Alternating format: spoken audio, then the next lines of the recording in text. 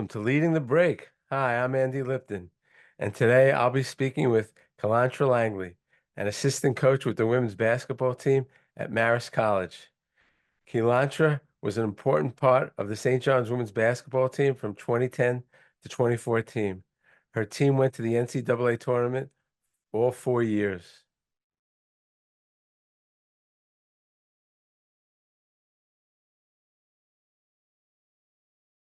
Hey, Keylantra, welcome. Thanks for doing this. It's good to see you again. Thanks for having me. Thanks for having me. Can you believe it's 10 years since you last played at St. John's? You know, you're making me feel old, but I can't believe it. I cannot believe it's gone by this fast. Uh, Talk about your, I know you majored in sports management, then you went for your graduate degree in sports management. Talk about the journey from the time you left St. John's till now. So, after I graduated from St. John's, I went overseas. I played in Spain, for a team called Leganés, in a small barrio, in Madrid. Um, I got a little homesick, so I ended up coming home. And at that point, I was kind of looking around like, I mean, what's next? Do you want to go back overseas or do you want to further your education? So I went back to St. John's and got my master's in sports administration. I was a grad assistant there as well in athletics for athletic administration under John Diffley and Kathy Meehan, which was great. I learned a lot. And then, after I graduated there, I had some trouble getting a job in sports. So I took a different path and I got into some mental health stuff where I still got those skills that I would have gotten, but I got it in a different way. And then working through mental health kind of led me to, I went into corrections, which was a whole different world. And it was completely different from basketball, but I think I needed it. I needed a break. I'd been playing the game since I was 3 years old. So I was like, let me do something different. Um, and I did that for 2 years. Was that in And New I York? worked, The New York, was that in the New York City system? no, I was in Connecticut in Bridgeport in my hometown, which Okay. was kind of insane when you think about it. But I went through that and I met a lot of good people there, still garnering those skills. And then after that, I got back into sports a little bit. I was the athletic coordinator down in Stamford, Connecticut at Stamford High School, where I pretty much did academic advising with student athletes and tried to keep them eligible and, advising them on how to choose colleges and really teaching them time management skills and stuff like that. And that program actually lost its funding. So then had to kind of pivot. And I noticed that there was an opening here at Marist, and I reached out to Coach Aaron Dowdy, and here I am. And so that wasn't something that was kind of in your mindset right after playing to go into coaching? It wasn't. It wasn't. In my mind, I thought I was going to play forever, Really? but I feel like all athletes think they're going to play forever, but there is an end for everyone, whether it's sooner or later. There will be an end. So Did you have, do you play like in corporate leagues or pickup games? Do you still play? I played for a long time in a bunch of different leagues, but right now I'm Mayor Scout Team. That's about it. I, That's as much run as I get. I hope you're not shooting 3-point air balls in those in those games. It happens. It happens. But I'm also making some too, so it's okay. Yeah, I've seen some former players, coaches, think they can still do Mhm. it, but it doesn't look pretty. Yeah, we have Kai Gillespie here on staff too, so we get out there and we run. She played at Maryland and at Florida State, so we get out there and we try to teach them a thing or two. So what do you like about coaching so far? My favorite part about coaching is the relationships that I build off the court. I think that once you build those relationships, you're able to do your job better. I think the players take better instruction when you have that relationship, and the first thing you come in the gym and you're not negative or you're telling them something that they messed up on. So every day I try to come in and you know say hello to each and every player or have a conversation that isn't about basketball, and then Gotcha. when it's time to go, now, I can coach them harder than I would if I I hear. didn't have that relationship. So what coaching skills, just in terms of basketball, not so much relationship, but just pure basketball skills, do you think you're learning as a coach? Great question. I think more of the X's and O's because as a player, especially at St. John's, a bunch of us were just athletes, right? So we were out there and we are just doing what our body told us with, instruction from our coaches, of course, but like really the X's and O's and breaking things down over the last couple seasons here. That's really what I've learned a lot about. So let me ask you this. If you knew back then, as a player, what you know now as a coach, would you have changed anything? No, I think the peaks and the valleys of my career and then the peaks and valleys of my professional career after basketball, taught me some valuable lessons. So I wouldn't say that I would change anything. Okay. And how about in terms of, you talked about relationship building, and in terms of guiding players both on and off the court, what things can you impart to them given your experience as a player? I would say that things truly aren't moving as fast as you think they are. If you take a breath and you slow down, and this is on the court, off the court, whatever, if you're going through something tough, you will get through it. Like it's life gets hard and playing basketball, things get hard too. If you keep putting in the work, you will get through it. But you have to be confident and you gotta really believe in yourself.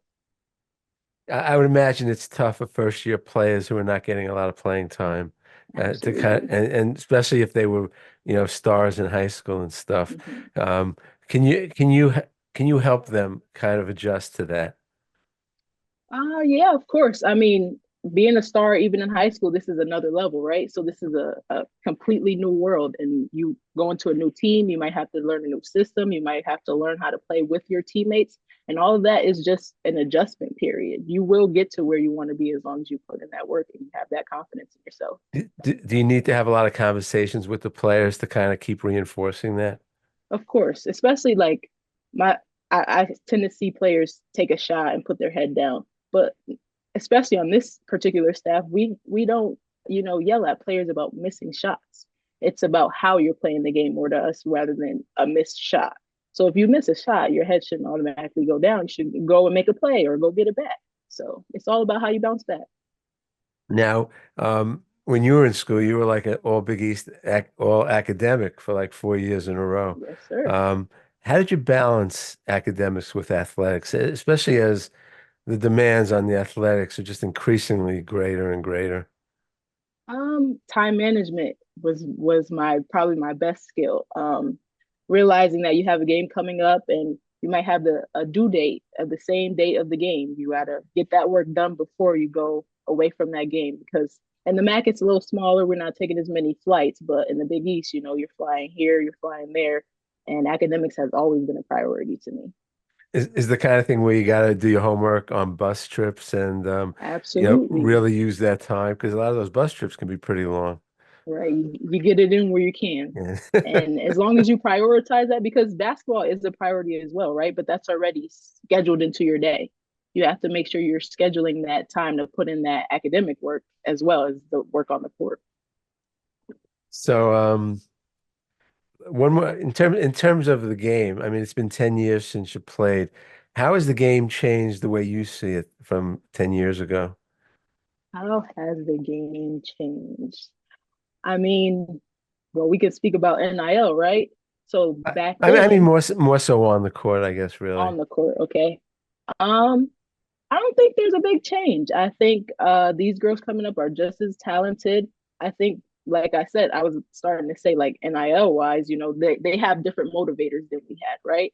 So back when I was playing at St. John's, we played mainly to win, which most girls do these days too. But a big thing was we played for our teammates as well. And with NIL money coming in and stuff like that, they're just different motivators. I'm not saying they're better or worse, but they're different. Is it is it do the administrators try to treat everybody where they feel like they're sharing in the pot, or are the better players just getting a disproportionate share of the pot? I think it's still early in the NIL space, so I think the better players are getting a bigger piece of the pot. But I think it'll grow and it'll change as the NIL space changes. Okay, so let's see. let's talk about your playing days a little bit. All right. You guys had a really good team. You were an important part of the team. 4 years in a row, you went to the NCAA tournament. Um, first 2 years, I think it was Ken Barnes, Rico, who was the coach, and then Joe Tartamella took over the last 2 years. And you guys still went to the NCAAs. What made those teams so good?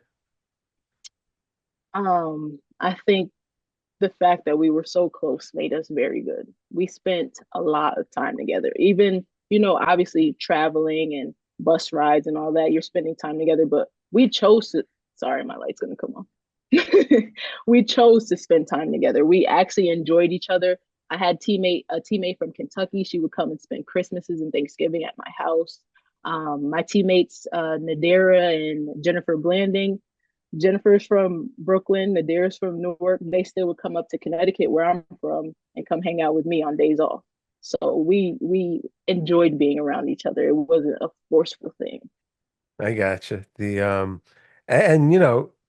at least your first 3 years, Louisville, Syracuse, Rutgers, Right. UConn, West Virginia were in your conference.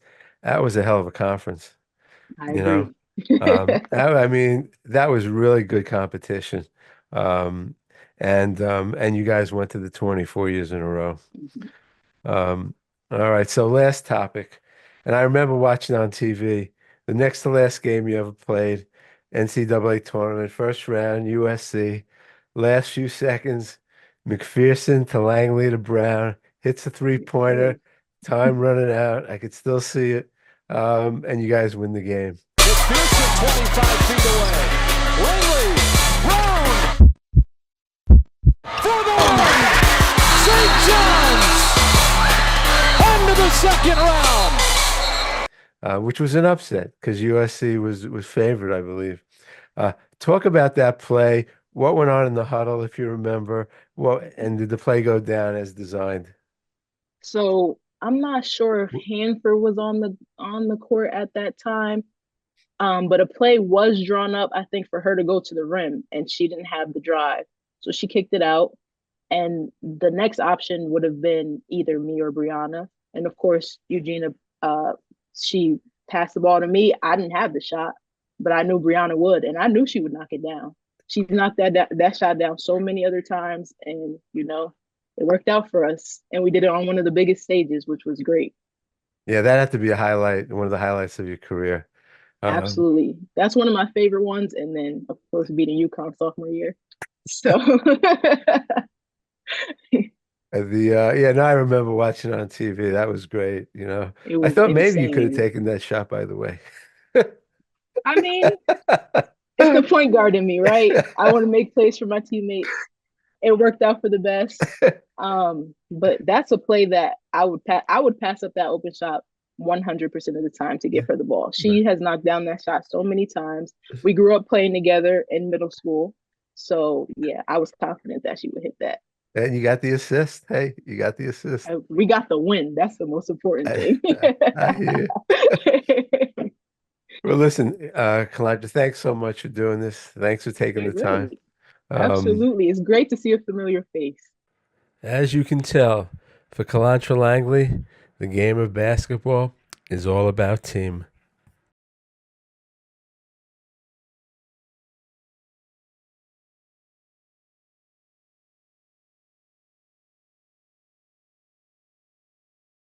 Have a good day.